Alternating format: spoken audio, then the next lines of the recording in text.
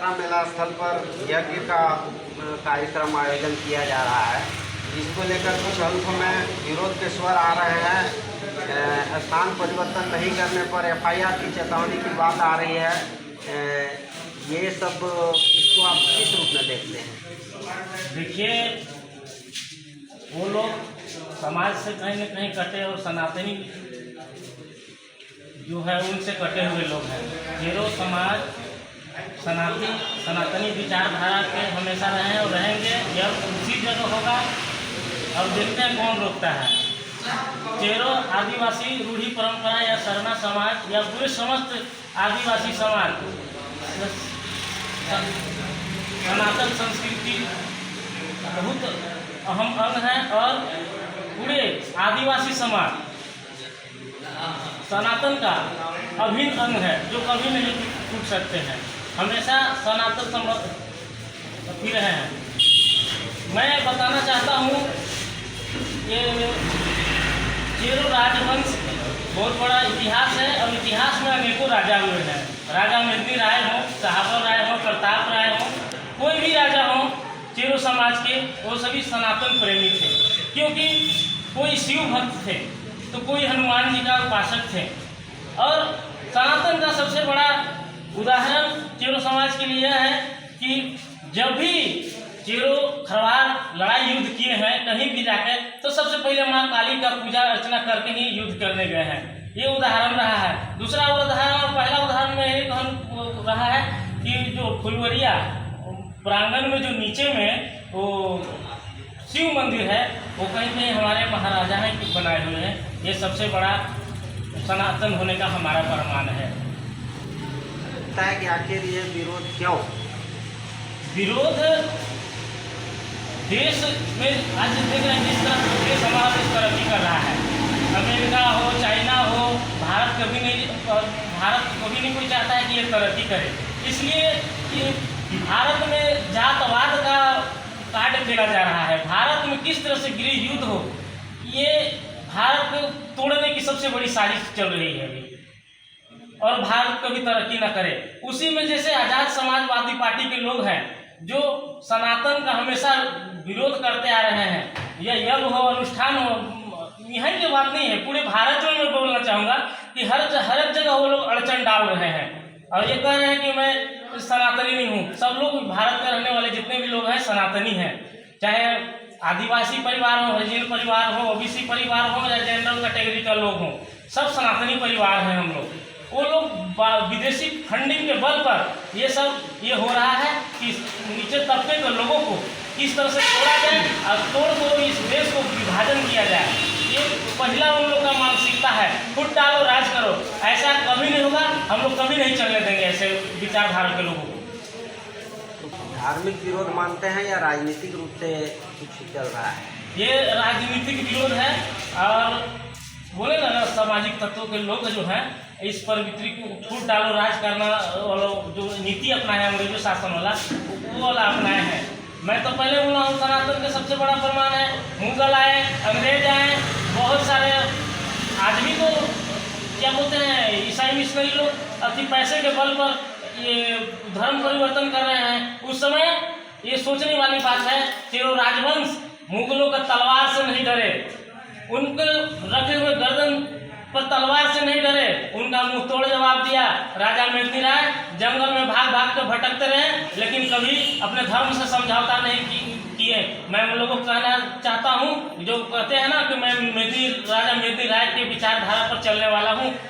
मैं उन लोगों से मैं फिर आग्रह करूँगा कि उनको जरा एक बार याद करें, उनको इतिहास को देखें और अपनाएं। मैं सबको यही कहूँगा।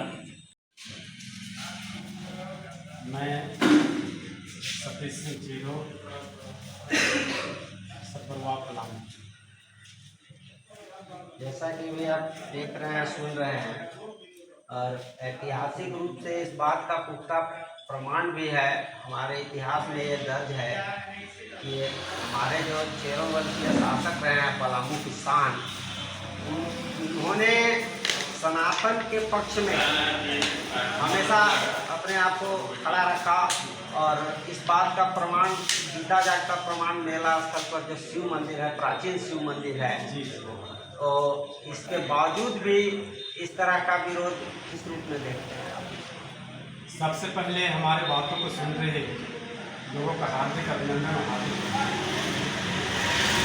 आपने जो सवाल कहा उसके एवज में मैं यही कहना चाहता हूँ कि मेदनी वेलफेयर सोसाइटी, चीरो जनजाति महासंघ, चीरो जनजाति भैयारी पंचायत के लोगों ने यज्ञ स्थल का विरोध किया है। शायद उन लोगों को पता नहीं होगा कि हम किस कुल के हैं, किसके वंशज हैं। इतिहास के पाना जब हम खोलते हैं तो पाते हैं कि हमारी आदि पुरुष की उत्पत्ति पुराण परिचित च्यवन ऋषि से हुई है, इसलिए हम च्यवन वंशी कहलाए। ऋषि रक्त के प्रभाव से एक बड़े प्रतापी और तेजस्वी निकले। कलामकर में जिनके राज्य प्रबल हो के सर्वप्रथम इन्होंने नेपाल के तराई तमाम प्राप्त कर अपना राज स्थापित किया है। और जब हम आगे चलते हैं तो पाते हैं कि हम ताली ठोक करके और सीना पीट करके कहते हैं कि हम राजा मेदिनी का वंशज हैं। राजा मेदिनी राय के पिताजी का नाम क्या है, राजा मेदिनी राय के बाबा का नाम क्या है। हम इतिहास हमारा गवाह है कि हमारे पूर्वज भागवंत राय हनुमान जी के बहुत बड़े उपासक थे और एक बहुत महान लेखक भी थे, कवि भी थे। शायद उनको करने को इन्होंने भूल गए। और आगे चलते हैं तो हम तो यही महसूस करते हैं, हम आज 40 साल के हैं, लेकिन 400 वर्षों की बात तो मैं कैसे जानता हूँ। पलामू के ऐतिहासिक तथ्यों में विशेष रूप से लोककथाओं, ताम्रपत्रों, शिलालेखों एवं किंवदंतियों का ही सहारा लेना पड़ा है। आज जो पलामू किला के गोद में छठ मेलाधार के प्रांगण में जो प्राचीन शिव मंदिर है, हमारा ये इतिहास को दर्शाता है, तथ्य को प्रमाणित करता है कि वास्तविक में मैंने पहले हिंदू हुआ तो बाद में हम जो है से हमें आदिवासी के दर्जा मिलेगा। तो विरोध करने वाले लोग ऐसे तो जहाँ धर्म के काम होता है वहाँ कुछ न कुछ अधर्मी लोग निकल ही जाते हैं। उन्होंने कैसे समझ लिया मैं दो चार को मिल करके और जो मैं बयान दूंगा वो पलामू प्रमंडल के चलो मान्य लेगा, हम बहिष्कार करते हैं। वैसे लोगों को हम बहिष्कार करते हैं, हम अपने समाज से बहिष्कार करते हैं कि उन्हें मान सम्मान के लायक वे नहीं हैं। और जब होगा उनको जितना औकात है औकात लगा लें, हम लोग सामना करने के लिए। मैं सनातन साथी सेवा परिवार और सनातन साथी सेवा परिवार के नेतृत्व में ही यह श्री लक्ष्मी नारायण महायज्ञ कराई जा रही है और यह यज्ञ निश्चित तौर पर पूर्ण होगा, यह मुझे पूरा विश्वास है। लेकिन कुछ तथाकथित लोग जो इस यज्ञ का विरोध कर रहे हैं उनसे कुछ होना जाना नहीं है। ये धर्म का काम है और धर्म की जैसा कहा जाता है कि धर्म की जय हो अधर्म का नाश हो, तो निश्चित तौर पर जितने भी अधर्मी लोग हैं जिसका विरोध कर रहे हैं उनका नाश होगा। हम इस बात की पुष्टि करते हैं। और वहाँ लोकल बॉडी जितनी भी हैं सभी लोग का विचार बना हुआ है कि पलामू किला स्थल में ही यह होगा। किसी को जितना भी दम लगाना हो लगा लो, लेकिन पूरे प्रखंड के सतरवा के लोग ये करना है कि जब भी यह होगा पलामू किला स्थल पर ही होगा। हम लोग सब सहमत हैं। बहुत बहुत धन्यवाद। तो सुन रहे तमाम लोगों को सबसे पहले धन्यवाद और हार्दिक अभिनंदन। साथियों, बातें सामने आ रही है कि लगभग 2 महीना 3 महीना से प्रखंड से लेकर के जिला तक प्रमंडल में चर्चा का विषय बना हुआ है कि पलामू के शान एवं शौकत के पहचान पलामू किला के गोद में लक्ष्मी नारायण महायज्ञ का आयोजन किया गया। इस चर्चा के माध्यम से, पेपर के माध्यम से लोगों को तिथि भी जानकारी देने का काम किया गया है कि 9 तारीख से लेकर के 15 तारीख तक जब प्रारंभ हुआ संपन्न। इस बीच हमारे चेरो समुदाय के द्वारा बनाया हुआ सोसाइटी हो गया, संघ हो गया, NGO में संलिप्त पदाधिकारियों सदस्यों के द्वारा यज्ञ स्थल को बहिष्कार करते हुए बात सामने आ रही है। मैं उन लोगों से कहना चाहता हूं कि आपको कुछ लिखने से पहले और कुछ बोलने से पहले समझना चाहिए था। इतिहास हमारा गवाह है कि हमारा उत्पत्ति पुराण प्रसिद्ध च्यवन ऋषि से हुआ है, इसलिए हम च्यवन वंश के हैं। हमारा इतिहास बताता, हमारा पूर्वज बताता है कि हम हिंदू हैं, इसलिए जहाँ जहाँ भी चेरो बसे हैं, प्राचीन शिव मंदिर, प्राचीन देवी मंदिर, ये सब देखने को मिलता है। और हम आप लोगों से जानना चाहते हैं कि आप चेरो समुदाय को कहाँ ले जाना चाहते हैं? क्या धर्म परिवर्तन कराना चाहते हैं? तो ऐसे लोगों को हम अपने चेरो समुदाय से आग्रह करते हैं कि जिन्होंने यज्ञ स्थल को बहिष्कार किया है, जिन्होंने हिंदू धर्म को बहिष्कार करने का काम किया है, वैसे लोगों को हम पलामू परिमंडल चेरो मिल करके वैसे लोगों को बहिष्कार करेंगे। यज्ञ होगा प्राचीन शिव मंदिर के गोद में ही होगा। अधर्म के लोग जितना भी प्रयास कर लें, धर्म पर चलने वालों को ही जीत होगी। बहुत बहुत धन्यवाद। इन्हीं आशा विश्वास के साथ तमाम लोगों को हम यज्ञ में भारी से भारी संख्या मानने के लिए निमंत्रण दे रहे हैं, न्योता दे रहे हैं। और लक्ष्मी नारायण महायज्ञ का आयोजन किया जा रहा है। ये आयोजन करने के लिए सबसे पहले मतलब इतना बड़ा कदम उठाने के लिए कौन सबसे पहले आए थे कि मतलब वहाँ पे यज्ञ होना चाहिए? सबसे पहले चैनल को बहुत बहुत धन्यवाद। साथ ही साथ तमाम लोग जितने भी दर्शकगण हैं, सभी लोगों को प्रणाम, जय श्री राम। यह सनातन साथी सेवा परिवार का मैं केंद्रीय अध्यक्ष हूँ और यह पलामू, लातेहार, गढ़वा एवं सभी लोगों को समन्वय से ही अनुष्ठान किया गया है श्री लक्ष्मी नारायण महायज्ञ। और केंद्रीय का भी गठन किया है, जिलावार गठन किया गया है।